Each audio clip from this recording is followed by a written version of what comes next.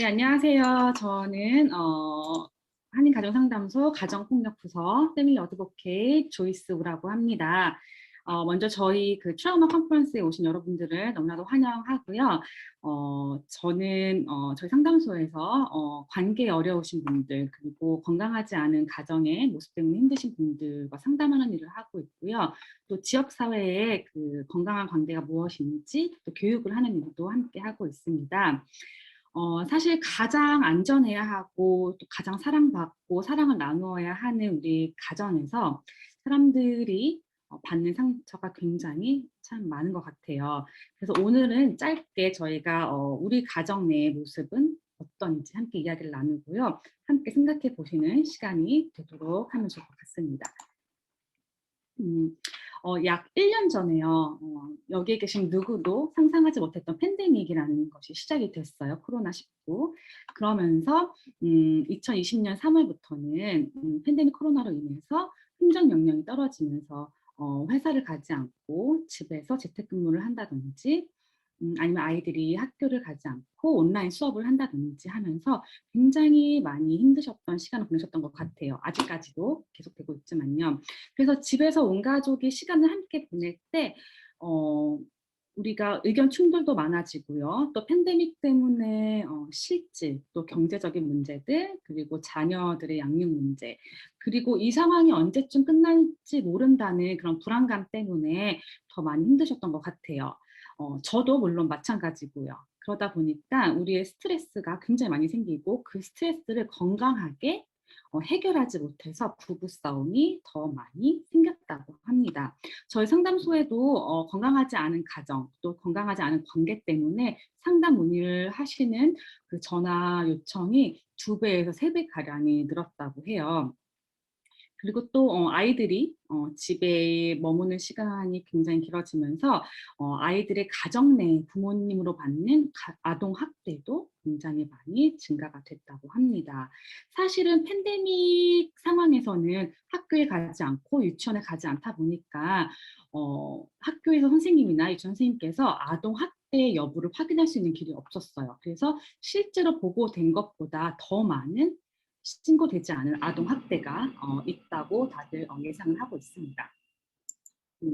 여러분들 건강한 가정이란 어떤 거라고 생각을 하고 계신가요? 혹시 여러분들의 가정에서 찾을 수 있는 건강한 모습, 저희가 한번 채팅창에 괜찮으시면 어떤 게 건강한 모습인 것 같다라고 좀 올려주실 수가 있으실까요?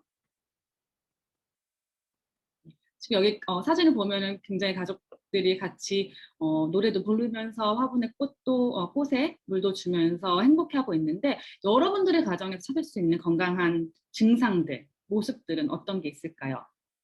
혹시 올려주실 분이 계신가요? 아니면 마이크를 켜고 말씀해 주실 분이 계신가요? 음, 네, 인정과 솔직함, 음, 또 안전함, 맞아요. 굉장히 중요해요. 맞아요. 소통하는 시간. 네, 네. 음.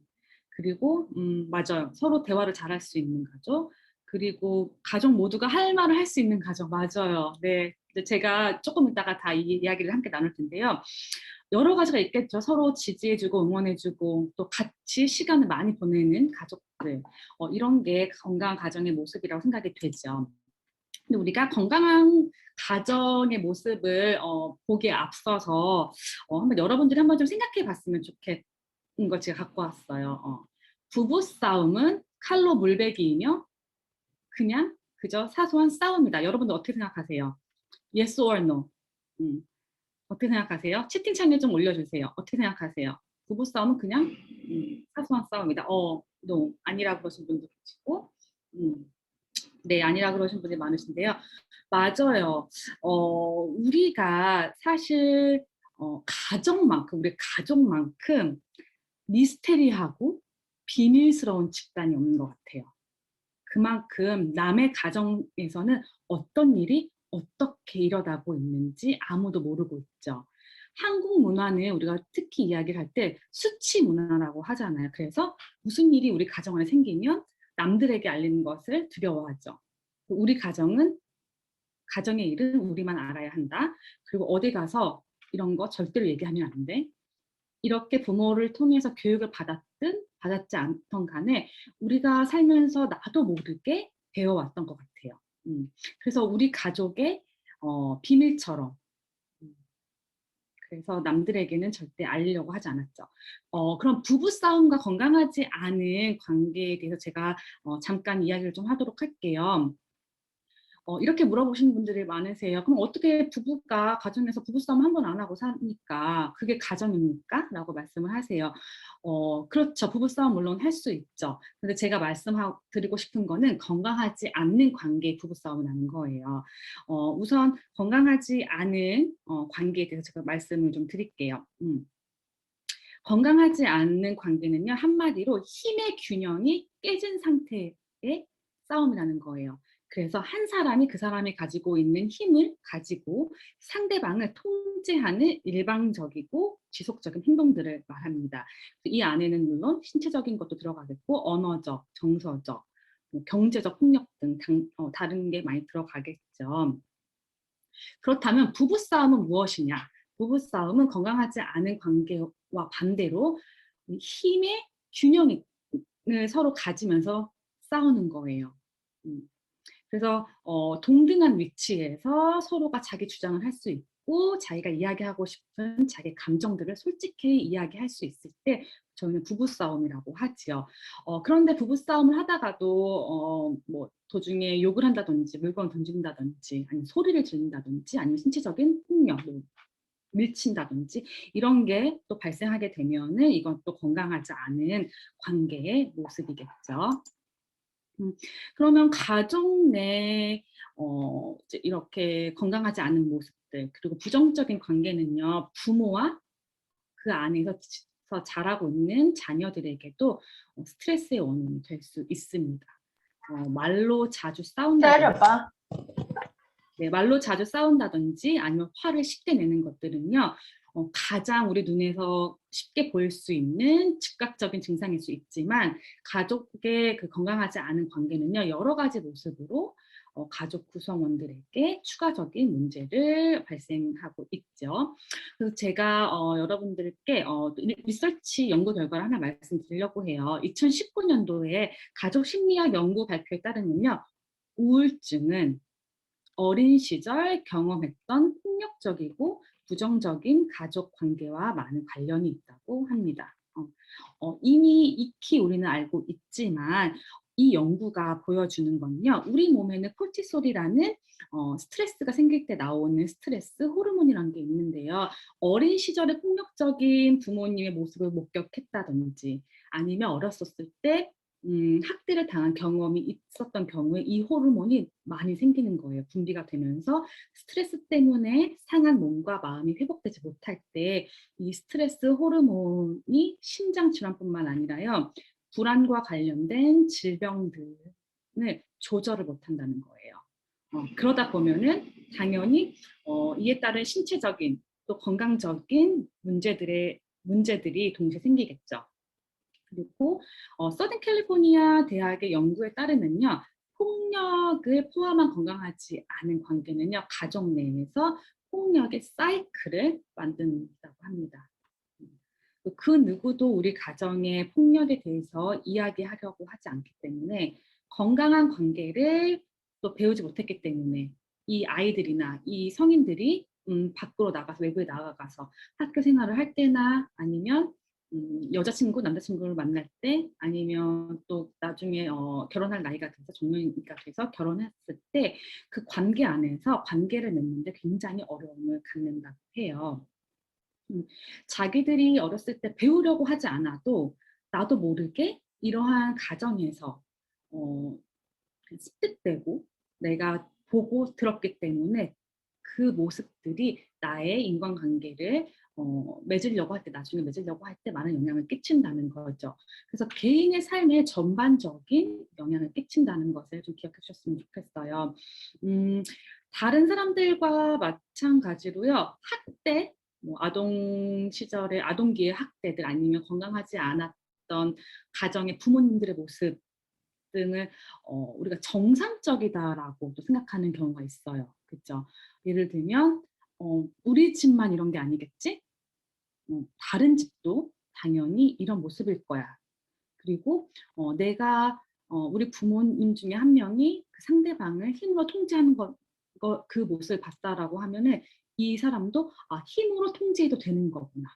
우리 아이들이 그렇게 생각을 하면서 이 가정의 이 사이클이 상처의 대물림이 계속 이어져 간다고 합니다. 음. 그러면 우리가 가장 또 나도 성인인 나도 힘들지만 아이들에게 우리 자녀들에게 어떤 영향이 끼치는지 좀 보도록 할게요. 첫 번째로 생각해 보셔야 하는 게 아이들은 부모님의 잘못으로 된 건강하지 않은 모습의 가정의 모습의 희생양이에요. 네. 정말 슬픈 말이죠.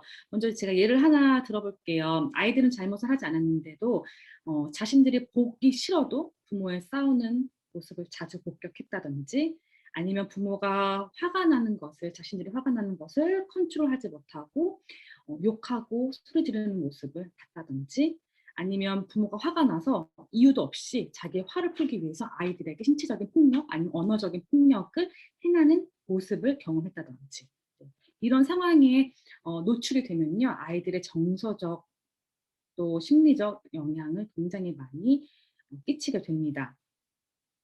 그리고 하나 더 참고로 말씀드리면 이런 것들은 정서적 학대로 간주가 돼서요. 아동 학대 신고가 될 수 있습니다. 네. 그래서 심리적 정서적 부분이 아이들이 가장 영향을 많이 받는 부분이에요. 자녀들이 이런 모습을 보고 자라나면 마음이 정말 괴롭겠죠. 그리고 또 언제 또 이런 일이 일어날지 모른다는 불안감. 그리고 한쪽 부모가 막 신체적 폭력을 쓰는 부모라면 그 부모에 대한 사랑이 음 사랑하는 마음이 불안으로 바뀌게 되고 그 불안한 감이 화로 바뀌고 또 화에서 증오로 변하는 경우가 굉장히 많아요. 그렇게 되면요 당연히 아이들이 하고 있는 학교 생활이 잘할 수가 없게 되겠죠. 굉장히 힘들어지겠죠. 공부하는 데 집중도 안 되고 학교에서 친구들과 관계를 맺어야 되는데 그 관계가 맺는 게 굉장히 힘들어지는 경우를 굉장히 많이 보게 됩니다. 또한 아이들이 공격적인 모습으로 자기의 행동을 표현하기도 하고요. 아니면 그 반대로 의기소침해져서 말을 안 한다든지 아니면 무기력해진다든지 아니면 의기소침해져서 행동에 큰 문제를 보이는 경우가 굉장히 많아요. 음. 아까 제가 그 폭력의 사이클은 상처 대물림이라고 말씀을 드렸어요. 어 이거는 그 우리 가정의 문제뿐만이 아니라요. 개인의 삶에 전반적인 영향을 끼치는 굉장히 큰 문제라고 여기 계신 분들이 오늘 조금 배우셨으면 좋겠습니다.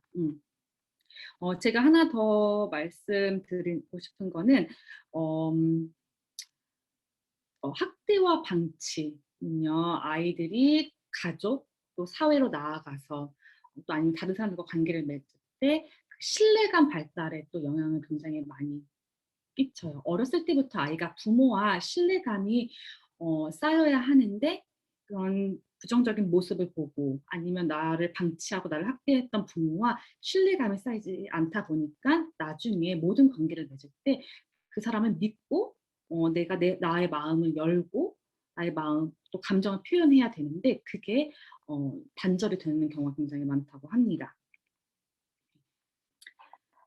어 그다음으로 인제 저희가 트라우마 컨퍼런스에 오셨으니까 트라우마라는 거에 대해서 좀 이야기를 해 보도록 할게요.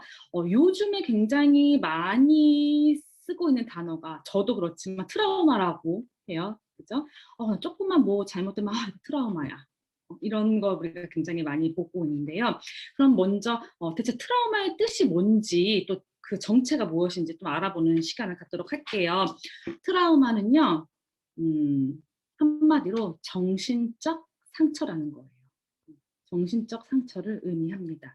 과거에 받았던 정신적 충격이 상처가 되어서요. 현재의 삶에 나의 삶에 영향을 끼치게 되는 건데요.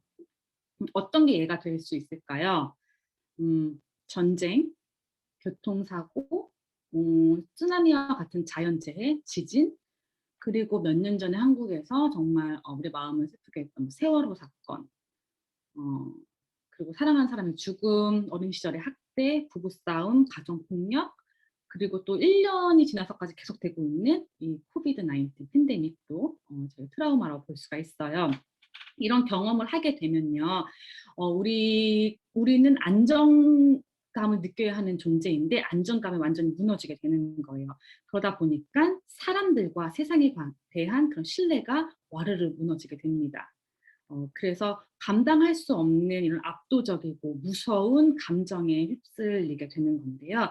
그렇게 되면은 내가 이성적으로 판단을 하고 생각을 하고 의견을 정해야 되는 부분에 그런 기능이 완전히 올 스탑이 되는 거예요. 스탑이 되면서 내 마음이, 내 몸이 내 뜻과 반대로 행동을 한다든지 내가 하고 싶은 대로 뭔가가 안 되는 것을 경험하실 수가 있으실 거예요. 근데 여기서 기억하셔야 되는 거는 이렇게 충격적인 사건이라고 해서 모든 사람에게 똑같이 영향을 끼치는 게 아니에요. 그래서 이거는 트라우마라는 건요, 철저히 주관적인 거예요.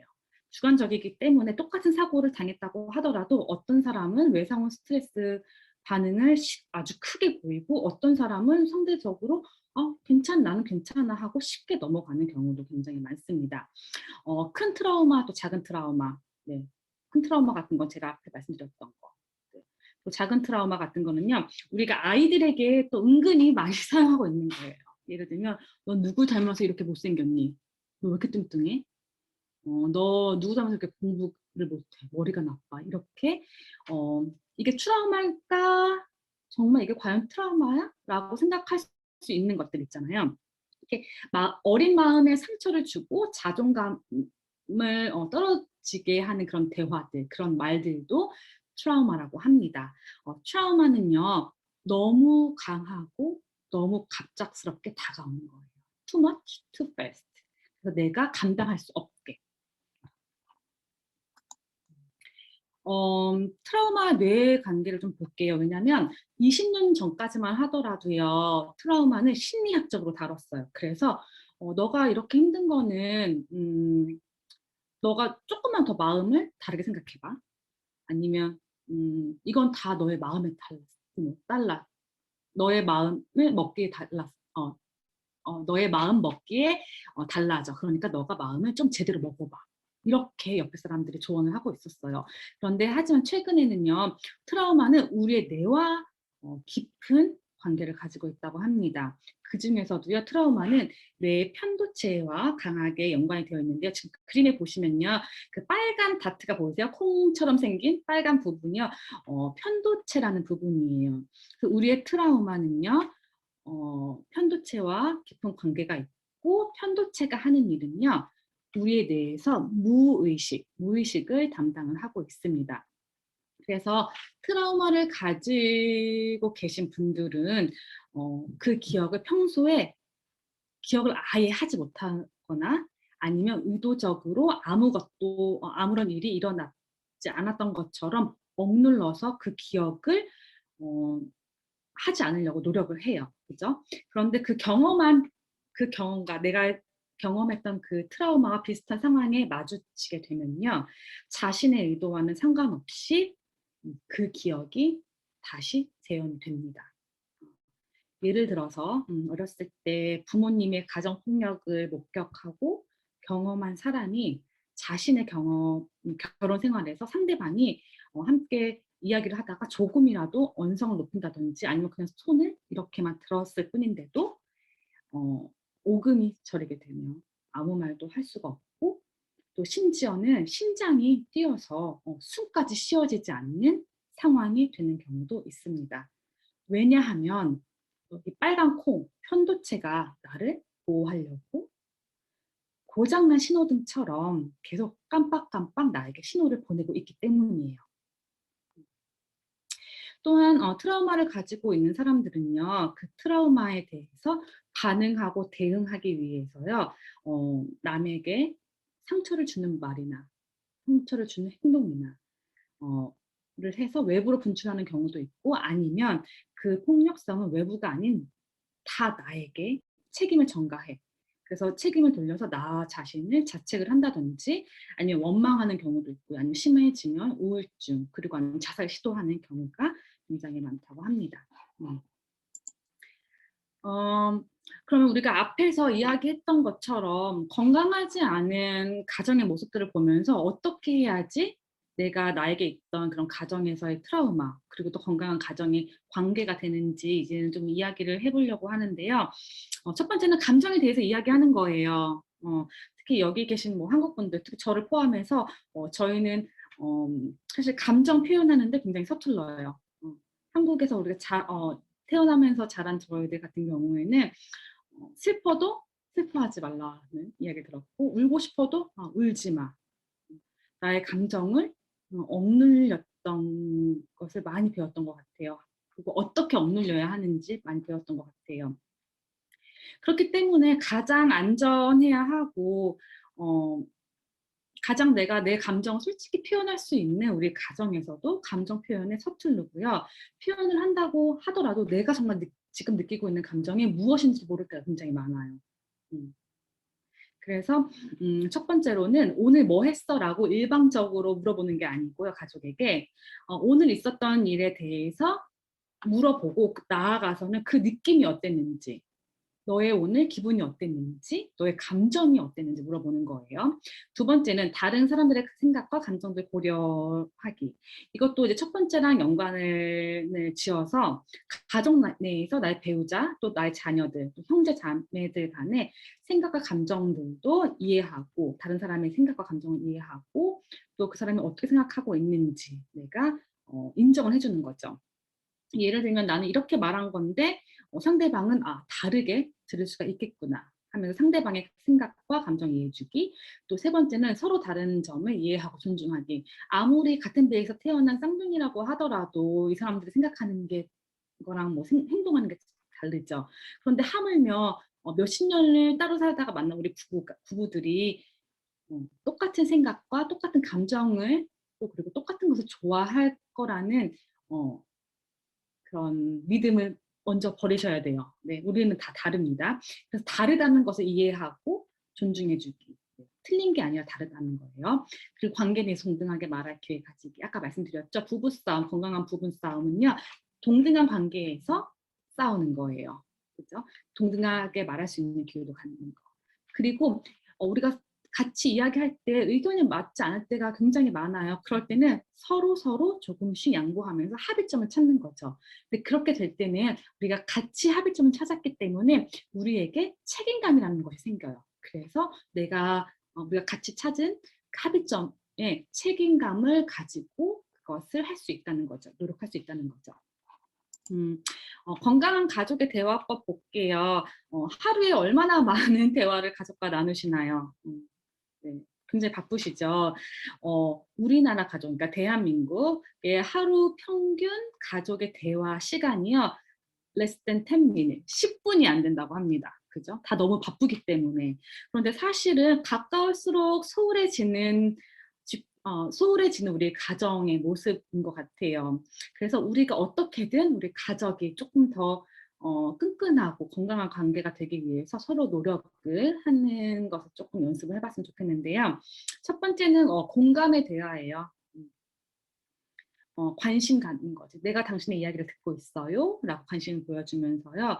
어 또 마음속으로 상대방의 이야기를 잘 듣는 것, 그리고 상대방의 경험을 존중하고 또 이해하는 것, 그리고 상대를 판단하지 않고 있는 그대로 받아들이는 것. 그리고 I statement과 you statement이라는 게 있어요. 제가 이거 정말 중요해서 좀 이야기를 할 텐데요. 그러니까 you statement 같은 경우는 혹시 이런 거 많이 들어보셨을 것 같아요. "엄마는 너가 맨날 이렇게 어질러 놓아서 너무 힘들어." 음.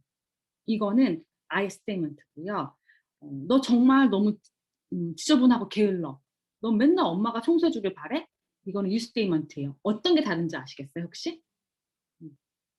우리가 you statement을 했었을 때는 "너가 이랬기 때문에." 이렇게 이야기가 돼요. 그런데 I statement은 나의 감정이 들어가는 거예요. 근데 나의 감정이 들어가면서 또 상대방이 나에게 나의 메시지를 전달하는 거죠. 하나 더 예를 들어볼게요. 어떤 걸 들어볼까? 어, 음, 당신은 나보다 또 그리고 우리 가족보다 일이 더 중요한 것 같아. 라고 말을 해요. 그러면 이거는 상대방에게 책임을 지게 하고 파트너를 비난하는 말로 들리죠. 그런데 우리가 I statement을 사용해서 이렇게 말할 수 있을 것 같아요. 어, 난 당신이 일주일 내내 일이 늦게 끝나 혼자 저녁을 먹게 되어서 외로웠어요. 아니면 난 당신이 일이 늦어진다는 말도 없이 늦게 와서 불안했었어요. 네.